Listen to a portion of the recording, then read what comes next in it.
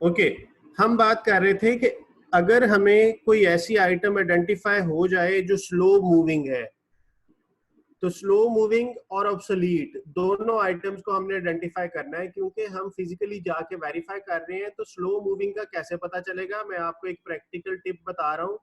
वो चीज जो बहुत पहले से खरीदी हुई थी और उसकी अभी भी आपके पास सफिशिएंट क्वांटिटी पड़ी हुई है, तो इसका मतलब है कि ये चीज, ये आइटम बहुत थोड़ा इस्तेमाल हो रही है। तो इस चीज को स्लो मूविंग कहेंगे। तो इसको आइडेंटिफाई करके मैनेजमेंट को बताना जरूरी होता है। इसकी क्या वजह है कि क्यों बताना है मैनेजमेंट को कि फलां आइटम स्लो मूविंग है, ताकि आइंदा ना खरीदी जाए, या अगर खरीदी जाए तो थोड़ी खरीदी जाए, क्योंकि आपको पता है हर चीज की एक्सपायरी डेट होती है।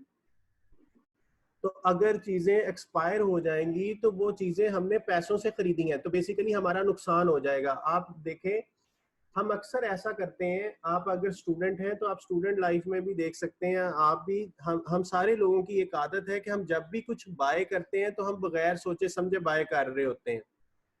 आप अपनी शर्ट्स का ही हिसाब लगा लें, आपके वार्डरोब में कितनी ज्यादा शर्ट्स होंगी जो आपने कई महीनों से नहीं पहनी। इसका मतलब है ये वो हैं जो अब आपको अच्छी नहीं लगती, तो लेकिन आपने कभी तो इसे बाय किया था।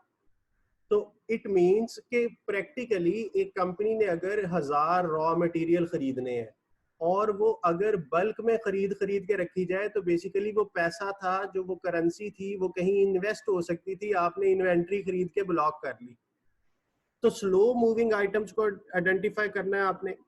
और ऑब्सोलीट को, ऑब्सोलीट कहते हैं जो एक्सपायर होने वाली हो, जो अब यूज नहीं होती। मसलन बहुत सारे रॉ मटेरियल होते हैं जो वक्त के साथ साथ टेक्नोलॉजी अपडेट होती है, तो वो रॉ मटेरियल अब यूज एबल नहीं रहते। फॉर एग्जांपल हम एसी की बात कर रहे थे, ओरिएंट की। तो आपको पता है कि जब से ये डीसी इन्वर्टर वाली टेक्नोलॉजी आई है, तो इसके अंदर जो गैस कंप्रेसर के अंदर जो गैस होती है वो चेंज हो गई, इसका कंप्रेसर चेंज हो गया, दूसरे से सारी किट चेंज हो गई। तो इसका मतलब है कि अगर आपके पास पुराने एसी जो होते थे उनकी भी किट्स मौजूद हैं, तो दे आर ऑब्सोलीट आइटम्स, यानी ये वो आइटम्स हैं जो अब आपकी इस्तेमाल में नहीं आनी। Management will then decide, management decide करेगी these item should be disposed of, क्या इन्हें बेच दिया जाए। डिस्पोज्ड ऑफ का मतलब होता है सेल कर दिया जाए as a scrap, and written off to the statement of profit and loss, क्योंकि ये चीज आपकी जो है ये अब आपके किसी काम नहीं आनी। ऑब्सोलीट जो होगी, ऑब्सोलीट का मतलब होता है जो अब यूजेबल नहीं है। तो आपने एफएफए में एक कॉन्सेप्ट पढ़ा होगा, प्रूडेंस। जो प्रूडेंस का कॉन्सेप्ट है वो ये कहता है कि if there is a chance of loss, आपका कोई लॉस हो सकता है, तो आप उस लॉस को रिपोर्ट करें। तो हम उसी कॉन्सेप्ट को इस्तेमाल करते हुए मैनेजमेंट ये फैसला करेगी कि इसको राइट ऑफ कर दिया जाए, इसे एक्सपेंस बना लिया जाए। कैसे बनाएंगे वो हमारे इस सब्जेक्ट का स्कोप नहीं है, वो एफएफए में आपने उसकी डबल एंट्री एक्सपेंस बुक करने की पड़ी होगी। Slow moving items are those inventory items which are take a long time to be used up. ये मैं आपको ऑलरेडी बता चुका हूं कि ये वो चीजें होती हैं जो बहुत स्लो यूज होती हैं। और obsolete items are those items of inventory which have become out of date। ये वो मैं एग्जांपल आपको एसी के किट की दे चुका हूँ कि जो पुराना एसी होता था अब डीसी इन्वर्टर आ गए हैं, तो एसी की किट चेंज हो गई, कंप्रेसर चेंज हो गया, कंप्रेसर के अंदर जो गैस इस्तेमाल होती है वो डीसी इन्वर्टर और दूसरे की डिफरेंस है। तो इट मीन्स कि वो अगर कुछ पुराना स्टॉक पड़ा हुआ है तो वो अब ऑब्सोलीट है। अगर आप उसे बेच सकते हैं तो डिस्पोज ऑफ कर दें, अगर नहीं बेच सकते तो लॉस बुक कर लें। तो ये था जी, जब हम फिजिकली स्टॉक टेकिंग पे जाएंगे तो एक तो हमने कॉन्सेप्ट सीखा कि पीरियोडिक क्या चीज होगी। पीरियोडिक में होगा कि हम एक फिक्स्ड टाइम पीरियड के बाद जाएंगे, नॉर्मली साल के आखिर पे, क्वार्टर के आखिर पे भी हो सकता है, लेकिन कॉन्टिन्यूस में ये होगा कि हम जब चाहें डेली बेसिस पे कुछ ना कुछ फिजिकली वेरीफाई कर सकेंगे। लेकिन ये तभी पॉसिबल है जब ऑर्गेनाइजेशन बड़ी है, number of physical stock take करने वाले वर्कर या अकाउंटेंट्स ज्यादा हैं, तो फिर ही आप ये फिजिकल स्टॉक टेक रोजाना कर सकते हैं, अदरवाइज आपके लिए ये पॉसिबल नहीं होगा। अब एमसीक्यू क्या आएगा? एमसीक्यू या तो आ सकता है कि डेफिनेशन से रिलेटेड, कि कॉन्टिन्यूस में हम किस किस तरह कर रहे होते हैं, आफ्टर अ फिक्स टाइम? नहीं, after a fix time periodic में होता है और इसमें कॉन्टिन्यूअस बेसिस पे होता है। अच्छा, कॉन्टिन्यूअस बेसिस का एक और नाम होता है परपेचुअल। परपेचुअल का मतलब भी होता है कॉन्टिन्यूअस, यानी ये एक दूसरे के सिनोनिम है। तो परपेचुअल भी कह सकते हैं इसको और कॉन्टिन्यूअस भी कह सकते हैं। अच्छा, अब हम ना कुछ इश्यूज की बात करते हैं कि जब हम मटेरियल को खरीद रहे होते हैं तो कुछ प्रॉब्लम्स आते हैं। अब उन प्रॉब्लम्स को कंट्रोल कैसे किया जा सकता है? जो भी इश्यूज आएंगे उनको कंट्रोल कैसे किया जा सकता है, उसको कहते हैं कंट्रोल प्रोसीजर। मसलन उसने पहला इशू लिखा, ordering goods at inflated price. कहता है मैंने ऑर्डर कर दिया ज्यादा रेट पे। इन्फ्लेटेड, इन्फ्लेशन का मतलब होता है प्राइस का बढ़ जाना। इन्फ्लेटेड प्राइस मीन ज्यादा रेट, यानी अगर एक चीज 10 रुपए की थी तो मैंने 12 रुपए की ऑर्डर कर दी है। जैसे आजकल मास्क है, आपको पता है कि मास्क 3 रुपए या 5 रुपए का एक होता था, लेकिन कोरोना की वजह से अब ये 20-30 रुपीज तक सेल हो रहा है। तो लेट्स से कि आपने इन्फ्लेटेड प्राइस पे ऑर्डर कर दिया अगर, तो आपके ऑर्गेनाइजेशन के तो पैसे ज्यादा लग जाएंगे। तो अब इसका हल क्या है, इसको कैसे कंट्रोल किया जा सकता है कि आप इन्फ्लेटेड ऑर्डर ना करें? कहता है यूज ऑफ स्टैंडर्ड कॉस्ट। आप स्टैंडर्ड कॉस्ट को अप्लाई करें। मसलन आपकी ऑर्गेनाइजेशन कहती है कि फलां चीज 10 रुपए से ज्यादा हमने नहीं खरीदनी, स्टैंडर्ड बना दिया, तो आपने कभी भी 10 रुपए से ज्यादा नहीं खरीदनी। कोटेशंस मंगवाएं। अच्छा, कोटेशन का क्या फायदा होता है? परचेज साइकिल में हमने पढ़ा था कि सप्लायर को हम लेटर लिखते थे कि हमें ये मटेरियल रिप्लाई आ जाता है। फायदा ये होगा कि अगर एक बंदा ज्यादा रेट चार्ज कर रहा है तो हर बंदा ज्यादा चार्ज नहीं कर रहा होगा, आपके पास जो भी बेस्ट प्राइस आएगी आप उसको ऑर्डर प्लेस कर दें, तो ये वाला इशू आपका रिजॉल्व हो जाएगा। Second issue, fictitious purchases. Fictitious का मतलब होता है मशकूक, यानी कुछ ऐसी चीजें खरीदी जा रही हैं जिनका पता नहीं चल रहा कि कहाँ जा रही हैं। तो कहता है separation of ordering and purchasing, यानी आप हर आइटम को अलग अलग खरीदें। फिजिकल कंट्रोल लगाएं कि फिजिकली जाके देखें कि ये चीजें आ भी रही हैं या नहीं। तो फिक्टिशियस परचेजेस रुक जाएंगी। मसलन अगर आप बहुत सारी चीजें इकट्ठी मंगवाते हैं तो फ्रॉड के चांसेस बढ़ जाते हैं कि जी ऑर्गेनाइजेशन का सामान आ रहा है तो चलो कुछ चीजें घर की भी मंगवा लेते हैं साथ ही। तो फिक्टिशियस परचेजेस में फिर इस तरह के लोग फायदा उठा लेंगे। तो फिक्टिशियस परचेजेस को रोकने का तरीका ये होता है कि आप हर आइटम को सेपरेट मंगवाएं, इकट्ठा ना मंगवाएं। तो जो भी वो चीज आप मंगवा रहे हैं, परचेज कर रहे हैं, उसे सेपरेट मंगवाएं और हर एक की फिजिकल वेरिफिकेशन हो, गुड्स रिसीव नोट बने, प्रॉपर आप उसकी डबल एंट्री करें, फिर उसकी पेमेंट हो। लेकिन अगर आप बहुत सारी चीजें इकट्ठी मंगवा लें तो फिर वो उसमें हेरा फेरी के चांसेस बढ़ जाते हैं, फिक्टिशियस परचेजेस बढ़ जाती हैं। अच्छा, ये भी आपको रटना नहीं है। आपको अगर एमसीक्यू आया तो वो ये सिनेरियो बना देगा कि for example if we want to control the fictitious purchases, which of the following is the suitable measure. अब वो 4 मैयर्स लिख देगा, एक उनमें से सही होगी, तो आपने सही चूज कर लेनी है जो फिक्टिशियस परचेजेस से रिलेटेड होगी। Shortage on receipts. मसलन आपने ऑर्डर किया 10,000 यूनिट्स का, लेकिन जब इधर आके काउंट किए तो 5 यूनिट कम निकले, तो फिर इसका क्या हाल है? तो कहता है checking in all goods inwards at gate. ये आपको पता है कि जीआरएन जब बनता है तो वहां पे हम गिनते थे, ग्रॉस वेट करते थे उन चीजों का, और डिलीवरी सिग्नेचर भी किए जाते हैं। तो ये 2 मैयर्स जो हैं ये आपकी उनसे रिलेटेड हैं, रिसीट्स में जो कमी आती है, नाप तोल की कमी आप समझ लें इसको। Losses from inventory. अच्छा, ये क्या चीज है?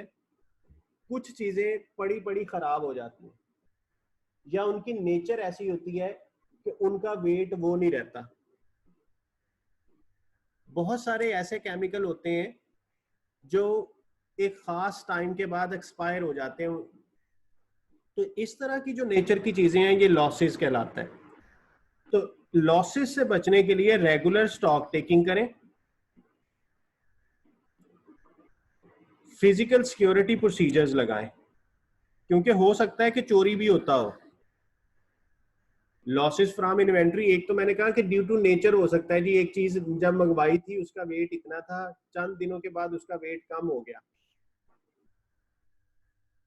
ऐसी बहुत सारी चीजें होती हैं, केमिकल्स होते हैं, तो वो उनकी वो इंटेंसिटी नहीं रहती एक सर्टेन टाइम के बाद। तो रेगुलर स्टॉक टेकिंग करें, स्लो मूविंग आइटम्स को अलहदा कर लें, एक्सपायरी डेट ऑब्सलीट होने वालों को अलहदा कर लें।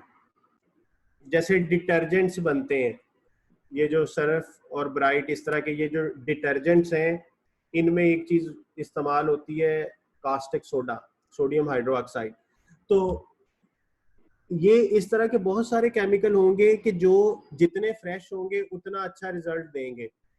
तो अगर ये कोई इतनी आइटम पड़ी हुई है जो बैक एंड पे गई और एक्सपायरी डेट के पास पहुंच गई, तो इट मींस कि फिर वो आपके काम की नहीं है। तो आप एक तो रेगुलर स्टॉक टेकिंग करें ताकि लॉसेस ना हो, और एक लॉसेस थेफ्ट का भी हो सकता है कि चोरी हो जाती हो चीजें, तो फिर उसके लिए कहता है फिजिकल सिक्योरिटी प्रोसीजर्स लगाएं। फिजिकल सिक्योरिटी जब भी आप कहीं देखेंगे किसी भी जगह पे, आपने कल को ऑडिटर भी बनना है, फिजिकल सिक्योरिटी हमेशा इंसानों के किए हुए कारनामों को रोकने के लिए होगी। जो फिजिकल सिक्योरिटी है वो हमेशा आपने इंसानों को ने जो आपको नुकसान पहुंचाना है, this might be due to theft, यानी वर्कर है उसको एक चीज अच्छी लगी, उसने कहा यार ये कितनी अच्छी है, क्यों ना मैं घर ही ले जाऊं, तो वो चुप करके ले जाए। अगर तो फिजिकली भी इन्वेंट्री कम हो जाती है, तो इट मींस फिजिकली अगर इन्वेंट्री कम हो रही है तो कोई ना कोई उसे मिस यूज कर रहा है। तो आप उसका भी फिजिकल सिक्योरिटी प्रोसीजर टाइट करें, यानी गार्ड को कहें कि जो भी बंदा वर्कर आएगा जब स्टोर से जाएगा तो वो खाली हाथ होना चाहिए, उसके पास कोई शॉपिंग बैग नहीं होना चाहिए, आपने उसको जाने देना है। ये बहुत सारी जगहों पे ऐसे होता है। राइटिंग ऑफ ऑब्सोलीट और damaged inventory which is goods, control of responsibility official over all right of. अच्छा, अक्सर ऐसा होता है जहां पे एक्सपोर्ट्स चीजें बनती हैं, मैं आपको एक एग्जांपल देता हूं। आपको पता है कि गारमेंट्स, बहुत सारे ब्रांड्स इंटरनेशनल ना पाकिस्तान से बन के बाहर जाते हैं, जैसे एडिडास, नाइकी। तो जहां पे एडिडास या नाइकी की प्रोडक्ट्स पाकिस्तान में बनती हैं, तो वहां पे फैक्ट्री आउटलेट का कॉन्सेप्ट होता है कि जो चीजें थोड़ा सा डैमेज हो जाती हैं उनको वो फैक्ट्री आउटलेट पे सेल कर देते हैं। अब वो जो बंदा है जिसने ये डिसाइड करना है कि ये यूनिट डैमेज है, आपने वहां पे कोई ठीक बंदा बैठाना है। अदरवाइज होगा क्या कि वो खुद या अपने दोस्तों को ओबलाइज करने के लिए A1 यूनिट को भी डैमेज में शामिल करवा के फैक्ट्री आउटलेट तक पहुंचा देगा, और फिर वहां से लोग उसे खरीद लेंगे। तो यही बात उसने की है कि राइटिंग ऑफ ऑब्सोलीट और damaged inventory which is good, यानी आपने एक ऐसी इन्वेंट्री को ऑब्सोलीट करार दे दिया जो सही थी, यानी एक बिल्कुल ठीक चीज थी, लेकिन आपने कहा ये तो खराब है सर, इसको स्क्रैप कर देते हैं। तो कहता है control of the responsibilities official over all right of. कहता है आप उस बंदे को कंट्रोल करें जो ये डिसाइड करता है कि ये राइट ऑफ है कि नहीं। तो आपके पास ऐसा स्टाफ होना चाहिए जो उसी चीज को राइट ऑफ करे जो राइट ऑफ के काबिल थी, ना कि जो सही थी उसे राइट ऑफ कर दे और कुछ हिडन बेनिफिट ले ले। अगर इशू हो जाए losses after issue to production, मसलन आपने रॉ मटेरियल भेजा डिपार्टमेंट को, अब उस दौरान लॉस हुआ है, तो कहता है record all issues standard usage allowance. अब ये क्या चीज होती है, ये आगे आपको मैं एग्जांपल से समझाता हूँ कि अगर ड्यूरिंग प्रोडक्शन लॉस हो जाए तो फिर उस लॉस को कैसे रिकॉर्ड करते हैं। उस चीज को कहेंगे जी अब inventory losses and control waste. Inventory losses may be quantified by comparing the physical quantity of an item held with the balance quantity। ये तो वही पुरानी बात आ गई कि जो फिजिकली था, जो बैलेंस था, उसको कंपेयर किया. There are two categories of loss, those which occur because of theft. जी, अब ये पहली देखें कि ये वो लॉस है जो अकर करता है because of theft, pilferage, damage और सिमिलर मीन्स, यानी चोरी हो गई, टूट फूट का शिकार हो गया. And those which occur because of breaking of bulk receipt into smaller quantities. It is the second of these which are more commonly referred to as waste.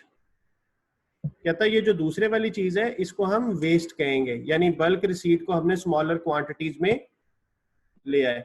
Inventory losses must be right of against the profits. ये वो prudence वाला concept आ गया कि जहां पे loss होगा उसे हम प्रॉफिट के साथ एडजस्ट कर देंगे, यानी हम एक्सपेंस की एंट्री कर लेंगे.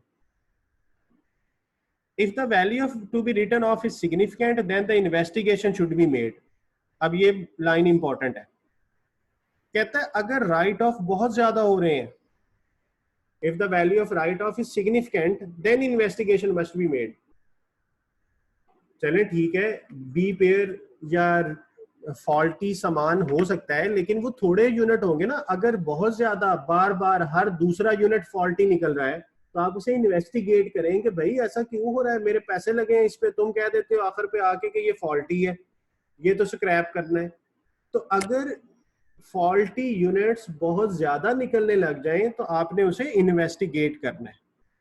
नॉर्मली हम 10% तक को इग्नोर कर रहे होते हैं. ये मैं एक मैन्युफैक्चरिंग कंसर्न के साथ काम करता रहा हूं, तो वहां पे मैं आपको अपनी प्रैक्टिस बताता हूं कि हम वहां पे जी 10% तक को ना इग्नोर करते थे कि अगर हमारे राइट ऑफ ऑलमोस्ट 10% तक है तो हम इसकी इन्वेस्टिगेशन में नहीं जाएंगे. लेकिन जब वो 10% से एक्सीड करेंगे तो हम इन्वेस्टिगेट करेंगे कि ऐसा क्यों होता है कि ये राइट ऑफ इतना कर रहे हैं. When the waste occurs as a result of breaking up the bulk receipt, it is reasonable to expect that the extent of such wastage could be estimated in advance based on the past records. Either of the two accounting treatment. अब वो दो accounting treatment क्या है? Issues continue to be made and priced without any adjustment, and differences at the end of the period is written off. कहता है आप उसकी price को एडजस्ट करें. अब प्राइस को कैसे एडजस्ट करेंगे मैं अभी आपको बताता हूं एक एग्जांपल से. दूसरा तरीका, issue price is increase to compensate for the expected waste. कहता है या प्राइस को बढ़ा दें. अब एग्जांपल देखते हैं.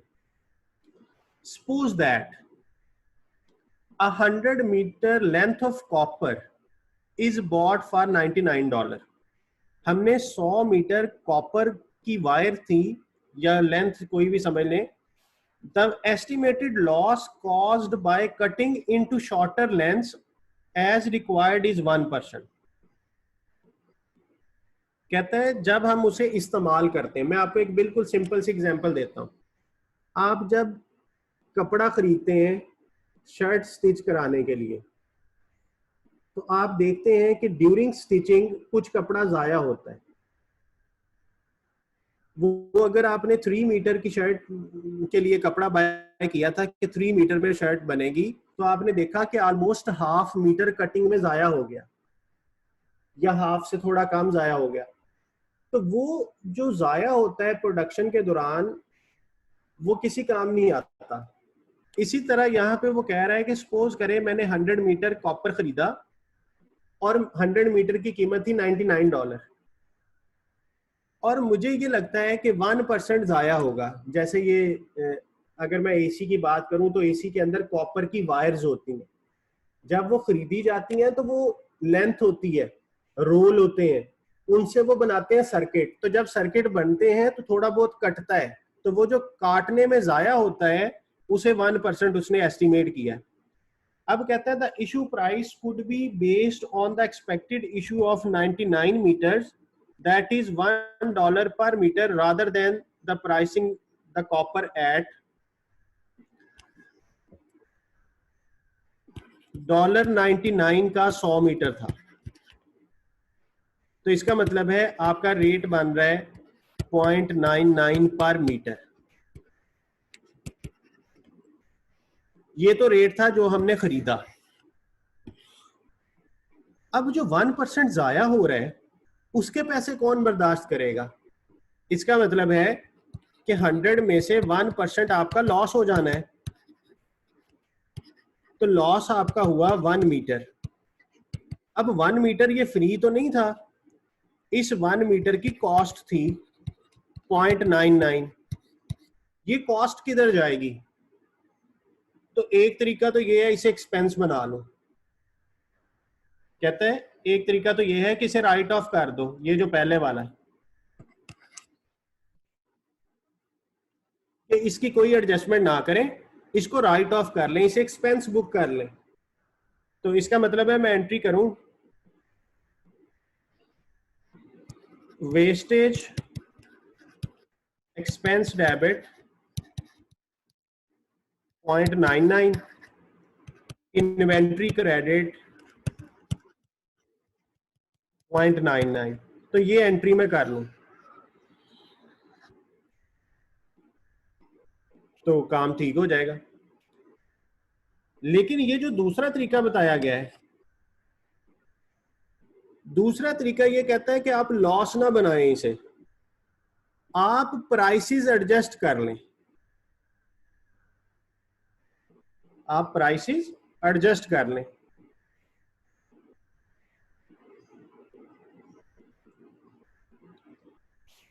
मैं आपको अभी एक एग्जांपल दे रहा था।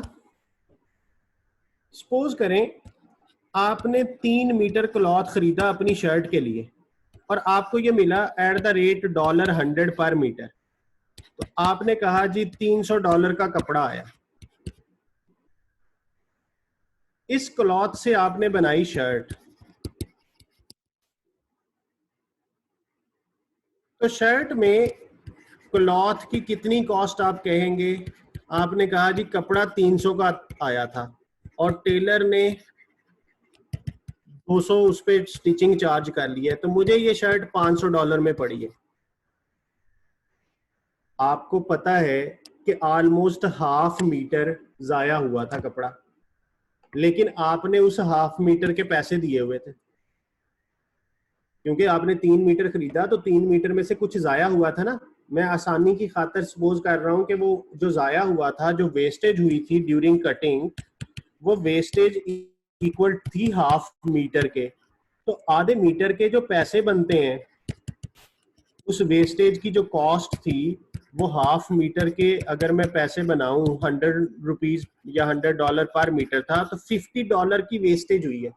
लेकिन आप जब भी किसी को बताते हैं आप कहते हैं भाई कपड़ा 300 का था। तो इट मींस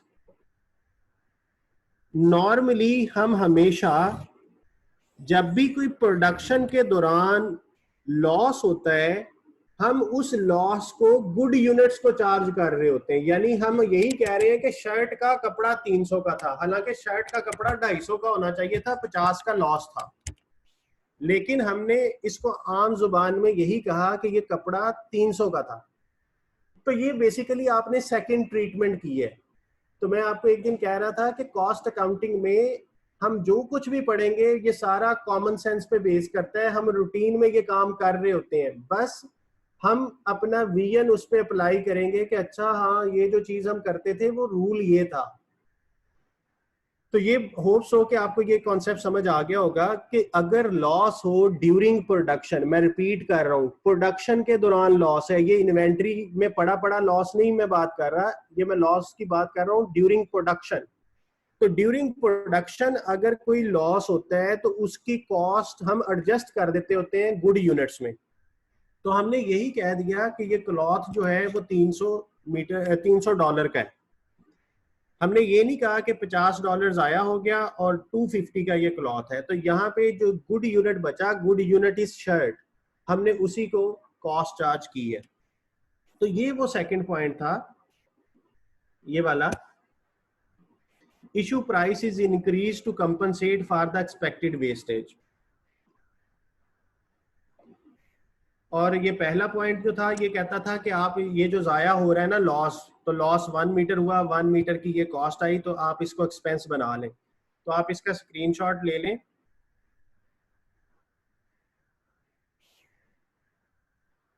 ये लॉस वाला, ये पहली ट्रीटमेंट है। और ये दूसरे वाला जो है ये वो है जिसमें हमने कहा कि गुड यूनिट्स को इसकी प्राइस चार्ज कर देनी है।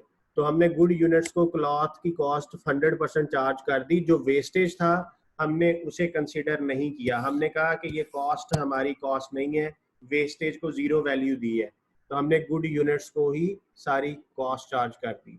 ये आगे जाके हमने एक टॉपिक में पढ़ना भी है, इसी को दोबारा डिस्कस करेंगे।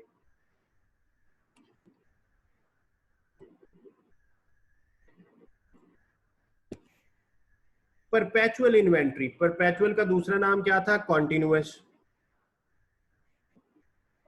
अच्छा, कॉन्टिन्यूअस इन्वेंट्री में आजकल ये हर जगह यूज हो रही है। आप मेडिकल स्टोर पे जाते हैं, आप उसे ऑर्डर करते हैं कि ये मेडिसिन चाहिए, वो फॉरेन कंप्यूटर्स में एंट्री करता है और आपको बता देता है फलां चीज़ है, फलां नहीं है, या फलां टैबलेट्स इतनी पड़ी हैं इस वक्त। तो आप कहते हैं अच्छा चलें ठीक है, इतनी दे दें। उसको कैसे पता चल रहा है उसी जगह पे खड़े होके? उसके पीछे एक सिस्टम चल रहा है, वो सिस्टम यही परपेचुअल इन्वेंट्री सिस्टम है, कॉन्टिन्यूअस।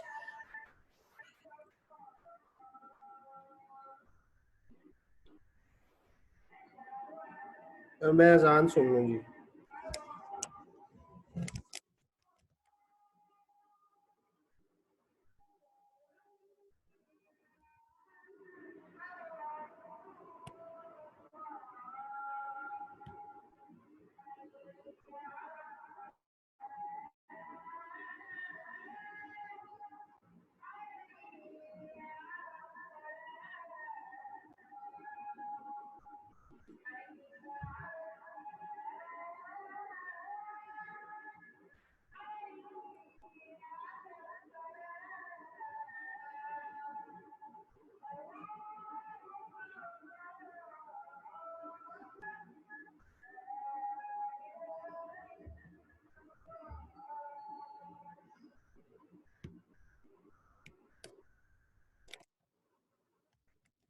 जी, परपेचुअल इन्वेंट्री सिस्टम आप समझ लें कि ऑनलाइन, जिस तरह फॉरन ऑनलाइन हम किसको कहते हैं? जो फॉरन अपडेट हो, तो ये ऑनलाइन होता है। यानी इन्वेंट्री सिस्टम उसी वक्त जैसे ही कोई आइटम सेल हुई है, अब उस शॉप पे जितने सिस्टम पड़े हुए हैं उन सब में वो अपडेट हो गया कि इसका ये स्टॉक इस वक्त इतना मौजूद है। ये जो चीज हम बनाते हैं परपेचुअल इन्वेंट्री सिस्टम में, इसे कहते हैं जी स्टोर लेजर कार्ड। मैंने कहा था कि अभी आज हम डिस्कस करेंगे what is store laser card. इसके अंदर डिस्क्रिप्शन होती है कि ये कौन सी चीज है, इसके यूनिट्स क्या हैं, इसकी लोकेशन क्या है, कहाँ पे पड़ी हुई है। मैं एक दिन बात कर रहा था कि आप जो भी मेडिसिन बताते हैं वो फॉरन एंट्री करने के बाद वो वहां पहुंच जाता है, वहां पे उसको लोकेशन पता है कि ये चीज फलां चीज यहाँ पड़ी है, इसका कोड क्या है, मैक्सिमम स्टॉक लेवल जो कल फाइंड किया था कि इसका मैक्सिमम लेवल कितना होगा, मिनिमम कितना होगा, और रीऑर्डर लेवल कितना होगा, और जब भी मंगवाना है इतना मंगवाना है। देखें, जो आपके काउंटर पे बंदा खड़ा है वो इतना टेक्निकल नहीं है। ये फीडिंग उसे किसने बताई है? ये बताई है कॉस्ट एंड मैनेजमेंट अकाउंटेंट ने, कि आपको रीऑर्डर लेवल कितना रखना है, कम से कम कितना रखना है, ज्यादा से ज्यादा कितना रखना है। और ये आप FCMA में सीख चुके हैं कि रीऑर्डर लेवल कैसे बनाते हैं, मिनिमम इन्वेंट्री कितनी होती है, मैक्सिमम इन्वेंट्री कितनी होनी है इस चीज की, और जब भी ऑर्डर करना है कितना हो, तो उसे जब पता चलेगा कि रीऑर्डर लेवल आ गया, उसे बस इतना बताया होगा कि भाई जब ये रेड कलर हो जाएगा, नॉर्मली ये रेड कलर से हमने उसे फीडिंग की होती है कि जब तुम्हारा स्टॉक ये रेड हो जाएगा तो इसका मतलब है कि तुमने ऑर्डर प्लेस करना है। अब वो बंदा इतना टेक्निकल नहीं है, वो डिसीजन मेकर नहीं है कि कितना ऑर्डर प्लेस करना है, तो वो हमने उसे कैलकुलेशन करके बता दी कि तुमने जब भी खरीदना है तुमने इतना खरीदना है, EOQ। तो रीऑर्डर क्वांटिटी वो अपने सप्लायर को कॉल करेगा या ईमेल करेगा कि kindly send me these tablets on this store, इतनी चाहिए मुझे, तो वो ईमेल या फोन पे बताएगा, तो वो चीजें आ जाए। अच्छा, अब ये तो थी कि इसके ऊपर हेडिंग में क्या क्या आ रहा होगा। तो स्टोर लेजर कार्ड की हेडिंग में डिस्क्रिप्शन होती है कि ये कौन सी चीज है, यूनिट से मुराद है कि ये पर टैबलेट सेल होगी या पर बॉक्स सेल होगा, क्योंकि कुछ मेडिसिन ऐसी होती हैं कि आपको टैबलेट्स भी मिल जाती हैं, कुछ में आपको पूरा बॉक्स खरीदना पड़ता है, पूरा पैक खरीदना पड़ता है। तो वो बता देगा कि ये आइटम पैक में सेल होनी है या पर टैबलेट भी सेल हो जाएगी, ठीक है। तो ये उनको गाइड कर रहा है कि ये इसका यूनिट क्या है, किस हिसाब से बेचना है, लोकेशन इसकी, कोड इसका, और फिर ये इन्वेंट्री लेवल चारों होंगे, मैक्सिमम, मिनिमम, रीऑर्डर और रीऑर्डर क्वांटिटी। अच्छा, इसके अंदर जी 3 कॉलम होते हैं। पहला रिसीट्स है, दूसरा इश्यूज है, और ऑन ऑर्डर यानी फिजिकल। तो इश्यूज को सेल भी कहते हैं कि जो आपने बेच दी। ऑन ऑर्डर तो इसको बैलेंस भी कहते हैं। इसके अंदर डेट है पहला कॉलम, क्वांटिटी है और कॉस्ट है। यही 3 कॉलम सेल्स के अंदर लिखे हुए हैं और बैलेंस में भी यही लिखे हुए हैं। ये एफएफए में पढ़ा हुआ है आपने, फंडामेंटल्स ऑफ फाइनेंशियल अकाउंटिंग में, स्टोर लेजर कार्ड। लेकिन उधर सिर्फ इतना पोर्शन आपको दिखाया जाता है। एफएफए में आपके सारे टीचर्स आपको सिर्फ इतना पोर्शन बताते हैं, ये ऊपर वाला नहीं बताते, क्योंकि उस वक्त हमने सिर्फ उसकी अकाउंटिंग के पॉइंट ऑफ व्यू से बात करनी है। एक डिफरेंस अक्सर कहा जाता है कि cost and management accounting decision making में इस्तेमाल होती है, फाइनेंशियल अकाउंटिंग डिसीजन मेकिंग में इस्तेमाल नहीं होती। तो इसीलिए ये जो ऊपर वाली चीजें थी ना, ये डिसीजन मेकर के पॉइंट ऑफ व्यू से थी कि उसने ये चीजें देखनी है। तो एफएफए में आपको ये ऊपर वाला पोर्शन नहीं दिखाया गया, सिर्फ स्टोर लेजर कार्ड इतना दिखाया जाता था। तो स्टोर लेजर कार्ड में 2 पार्ट बन गए, एक ये बेसिक इसकी इंफॉर्मेशन वाला, और ये फिर इसके नीचे कि मुझे कितनी चीजें आई थी, किस डेट को आई, कितनी चीजें आई, किस रेट पे आई, फिर मैंने अगर कुछ बेचा, किस दिन बेचा, कितनी क्वांटिटी बेची, किस कॉस्ट पे बेची, और फिर मेरे पास बैलेंस क्या बचा। तो ये स्टोर लेजर कार्ड आप एफएफए में बनाते रहे हैं, हमने यहाँ पे दोबारा करना है। तो जिन लोगों ने फंडामेंटल्स ऑफ फाइनेंशियल अकाउंटिंग पढ़ के नहीं आए, डायरेक्टली पहला लेवल है उनका, आफ्टर ग्रेजुएशन आए हैं, तो उन्होंने ग्रेजुएशन में पढ़ा होगा। लेकिन मैं यहाँ पे दोबारा आपको करवाऊंगा वो जो आप पहले पढ़ चुके हैं, first in first out, last in first out और एवरेज, वो सारी चीजें हम यहाँ पे भी डिस्कस करेंगे इंशाल्लाह नेक्स्ट वीक में। तो ये स्टोर लेजर कार्ड एक एमसीक्यू आया था, मैंने उसको उस दिन पेंडिंग कर लिया था। मैंने कहा था इसको अभी छोड़ दें, जब मैं स्टोर लेजर कार्ड बताऊंगा तो फिर मैं आपको बताऊंगा कि इसका क्या आंसर है। 2 तरह के सवाल स्टोर लेजर कार्ड के हवाले से बनते हैं। एक तो यह है कि स्टोर लेजर कार्ड में और बिन कार्ड में क्या फर्क है। बिन कार्ड हमने पहले एक दिन डिस्कस किया था कि बिन कार्ड भी इसी तरह का एक डॉक्यूमेंट है, लेकिन उसके अंदर ये कॉस्ट वाला कॉलम नहीं होता। बिन कार्ड के अंदर ये जो डॉलर है ना, ये नहीं होते, डॉलर वाला कॉलम नहीं होता, बाकी सारी चीजें इसी तरह होती हैं, उसमें सिर्फ क्वांटिटी होती, डॉलर नहीं होते। तो एक तो आपने ये याद रखना है कि बिन कार्ड और स्टोर लेजर कार्ड में फर्क क्या है कि स्टोर लेजर कार्ड में कॉस्ट ऑफ आइटम्स भी होती है, डॉलर भी होते हैं, कॉस्ट। अच्छा, दूसरी चीज, एक एमसीक्यू अक्सर पूछता है, बल्कि आपकी टेस्ट योर अंडरस्टैंडिंग भी है बुक में, कहता है कि स्टोर लेजर कार्ड को अपडेट कब किया जाता है। स्टोर लेजर कार्ड को अपडेट कब किया जाता है? When a store ledger card is updated।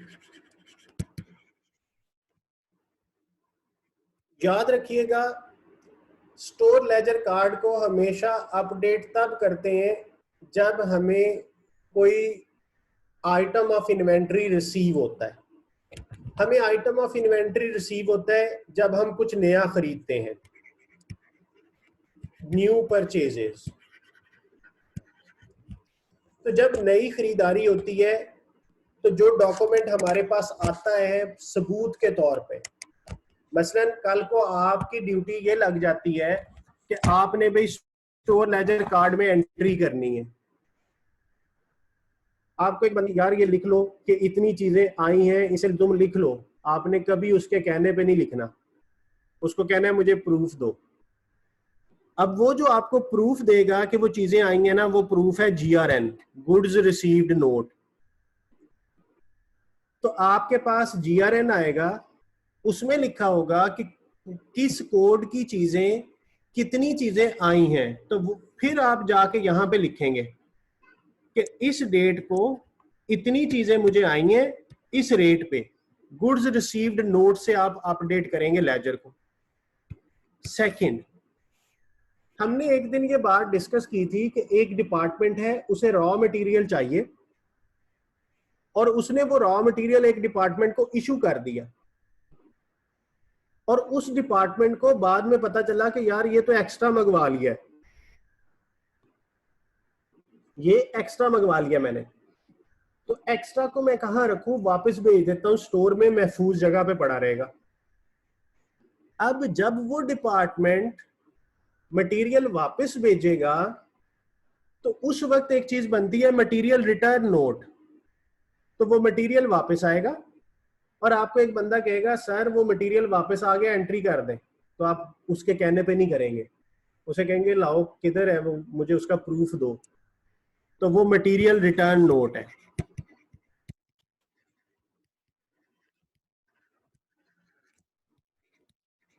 आपने याद रखना है कि स्टोर लेजर कार्ड को अपडेट हम कब करते हैं, with goods received note and material return note.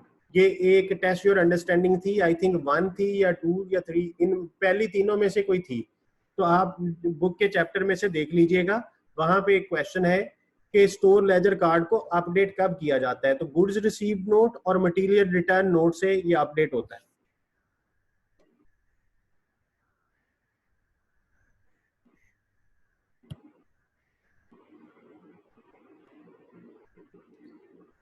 Store laser card और बिन कार्ड में डिफरेंस को मैंने बता दिया बेटा, कि स्टोर लेजर कार्ड में करेंसी होती है डॉलर, यानी कॉस्ट लिखी होती है, और बिन कार्ड के अंदर होती। और एक दो सवाल मैं और देख रहा हूं, मैं आपके साथ डिस्कस करता हूं। तो ये बिन कार्ड और स्टोर लेजर का डिफरेंस मैं ऑलरेडी बता चुका हूं, मैंने दोबारा रिपीट भी कर दिया।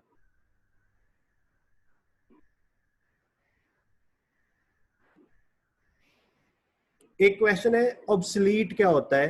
तो ऑब्सलीट का मतलब होता है जो आइटम अब आपकी रूटीन की यूजेज में नहीं है।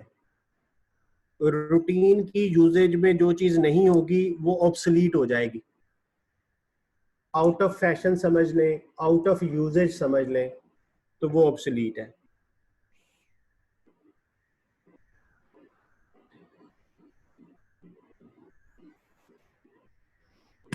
अच्छा, एक क्वेश्चन आपने और पूछा है जो मैं आपको यहाँ पे पॉइंट बता के आया हूं ना।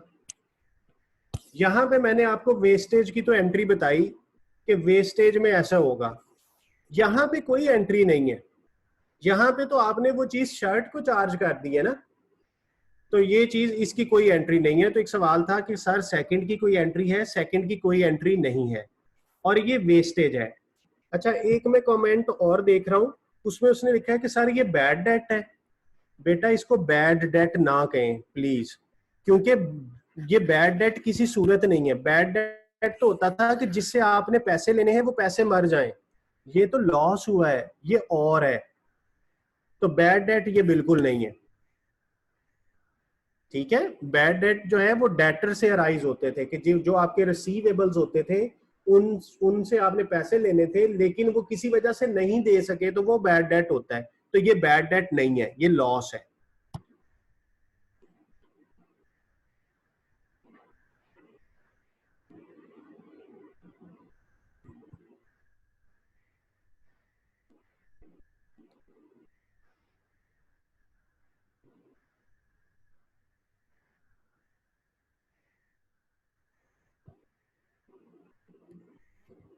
ऑब्सलीट को बेटा मैं अभी अभी दोबारा रिपीट करके आया हूँ, आपने दोबारा एक सवाल बना दिया है कि ऑब्सलीट को दोबारा बता दें। आप रिकॉर्डिंग सुन लीजिएगा, ठीक है। अदरवाइज थोड़ा सा आप गूगल या डिक्शनरी यूज कर लें, क्योंकि ऑब्सलीट का मतलब डिक्शनरी में भी वही है जो मैं बता रहा हूँ।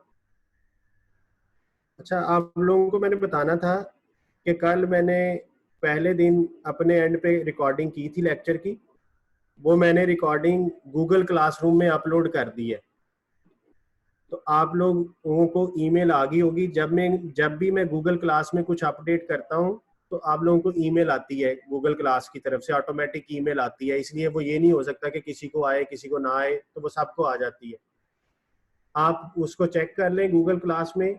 अब गूगल क्लास को चेक कैसे करना है, बच्चे माशाल्लाह बड़े मासूम हैं, तो मैं बता देता हूँ। एक तो तरीकाकार ये है कि अगर मोबाइल से करते हैं तो मोबाइल में ऐप स्टोर से गूगल क्लास की ऐप डाउनलोड कर लें। ऐप डाउनलोड करें, वहां पे वो आईडी और पासवर्ड मांगेगा, तो आपने जो आईडी मुझे प्रोवाइड किया था उस आईडी को वहां पे लिखें, पासवर्ड लगाएं। पासवर्ड वही होगा जो आपकी ईमेल का पासवर्ड है, वो आपको क्लास में ले जाएगा। वहां पे मैंने सारी चीजें अपलोड की हैं और मैं अब रूटीन में लेक्चर रिकॉर्ड करके गूगल क्लासरूम में अपलोड कर दिया करूंगा डे एंड पे। ठीक है, तो आप उसको अपनी कन्वीनियंस के हिसाब से सुन लिया करें। तो कल का लेक्चर मैंने अपलोड कर दिया हुआ है और मैंने कल आपको ग्रुप्स में भी इन्फॉर्म कर दिया था व्हाट्सएप में कि मैंने लेक्चर अपलोड कर दिया। और आज के बाद इंशाल्लाह मैं कॉन्टिन्यूस बेसिस पे अपलोड कर दिया करूँगा। और मीनवाइल आपका ICMA के पोर्टल पे भी अवेलेबल हो जाएंगे, वो स्टार्टिंग से हो जाएंगे।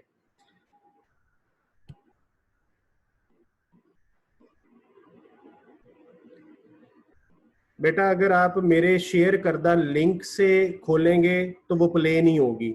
आपने गूगल क्लासरूम में एंटर होके वहां से प्ले करनी है, वो प्ले भी होगी, वो डाउनलोड भी होगी। और अगर डाउनलोडिंग या प्ले नहीं हो रही तो किसी से थोड़ा सा काइंडली सीख लें कि इसको कैसे चलाना है, क्योंकि आईटी को इस्तेमाल करना मैं आपको फोन पे या तो मुझे कॉल करके पूछें, मैं आपको बता दूंगा। ठीक है, अगर आप मेरे वो शेयर करदा लिंक से डायरेक्ट खोलेंगे ना तो वो नहीं खुलेगी अनटिल अनलेस कि आपका गूगल क्लासरूम लॉगिन हुआ हो। तो जिन लोगों का तो लॉगिन हुआ था उन्होंने मोबाइल से ही वो लिंक पे क्लिक किया तो उनकी वो वीडियो वहां से ही खुल जाती है। अदरवाइज आपको गूगल क्लासरूम इंस्टॉल करके वहां पे लॉगिन करके फिर जाके आप सुनेंगे, सुनी भी जाएगी, डाउनलोड भी हो जाएगी। 107 MB की फाइल है जस्ट।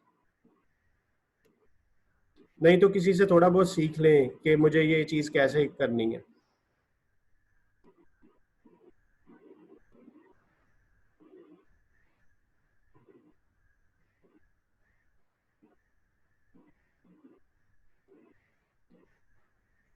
बेटा जिस दौर में आप पढ़ रहे हैं ना, इसमें तो आसानियां ही आसानियां हैं। टीचर ना भी रिकॉर्ड करे, यूट्यूब पे जाके लिख लें कुछ भी, वहां से वीडियो मिल जाएगी आपको। गूगल से वैसे सर्च कर लें। जिस दौर में हम पढ़ते थे उस दौर में हमें खुद से खपना पड़ता था। तो इसलिए अब तो आप बस पढ़ने वाले बने, तरीके बहुत हैं।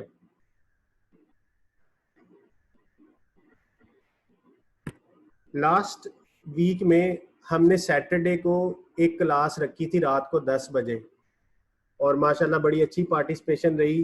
वो मैंने अपने तौर पे ही आपके साथ एक सेशन रखा था जिसमें हमने अपने टेस्ट को डिस्कस किया था कि जो हमारा टेस्ट हुआ उस टेस्ट को हमने डिस्कस किया। और उस फीडबैक के बाद मुझे स्टूडेंट्स ने व्हाट्सएप पे कॉल्स पे कहा कि सर इस तरह का सेशन जो है ना वो कम से कम वीक में एक ज़रूर रखा करें जहाँ पे हम आपसे सवाल जवाब कर सकें। तो मैं इंशाल्लाह इस वीक भी कोई एक सेशन रखूँगा। मैं ज़रा अपना स्केड्यूल देख के फिर आपको मैं उसका मैसेज कर दूंगा व्हाट्सएप ग्रुप में, गूगल क्लास में भी उसका लिंक शेयर कर दूंगा। तो फिर आपको उस क्लास में आप आइएगा तो इंशाल्लाह वहाँ पे हम डिस्कस करेंगे। यहाँ तक हमने जो किया है इसको आपने अच्छे तरीके से पढ़ लेना है। ऑलमोस्ट हम 23 पेजेस जो हैं वो कवर, बल्कि 24 वाला भी हमने कवर कर लिया है। ये जो first in first out, last in first out और एवको, ये हम इससे हमारा एजेंडा जो है नेक्स्ट वीक का वो ये है। अच्छा, कुछ लोग ना मुझे टेस्ट योर अंडरस्टैंडिंग सॉल्व करने के बाद कहते हैं कि सर काइंडली चेक कर दें। तो बेटा मैं अगर उसे चेक करूंगा ना तो मुझे खुद से सॉल्व करनी पड़ेगी, फिर मैं चेक करूंगा। आप लोगों को मैं एक तरीका बता देता हूँ। इस बुक को पढ़ने का रूल ये है कि इस बुक में जितनी टेस्ट योर अंडरस्टैंडिंग्स हैं, जिनके साथ लिखा होता है टेस्ट योर अंडरस्टैंडिंग, उनका सोल्यूशन चैप्टर एंड पे होता है।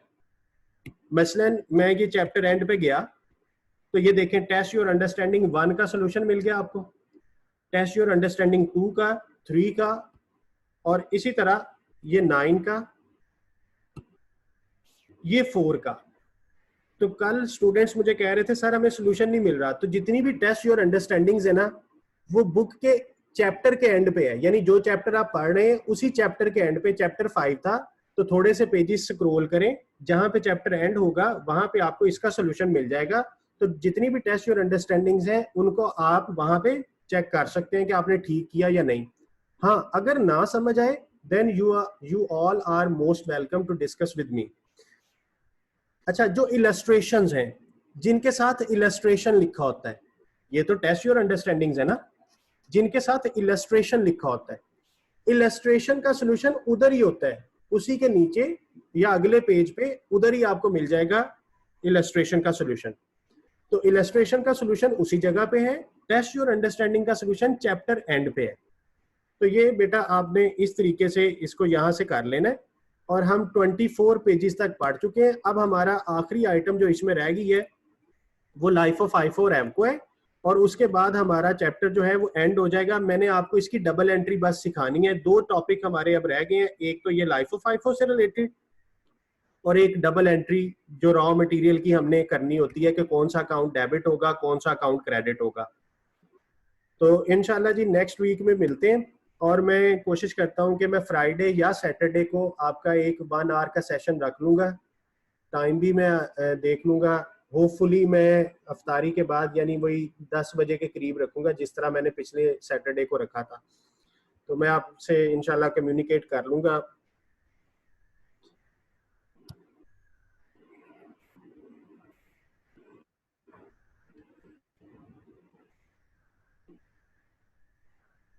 ओके जी, अपना ख्याल रखिएगा। क्वेश्चन सारे मैंने देख लिए हैं, सबको एड्रेस भी कर लिया है। अल्लाह हाफिज।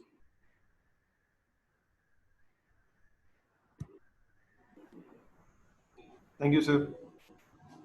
अल्लाह हाफिज। Welcome sweet.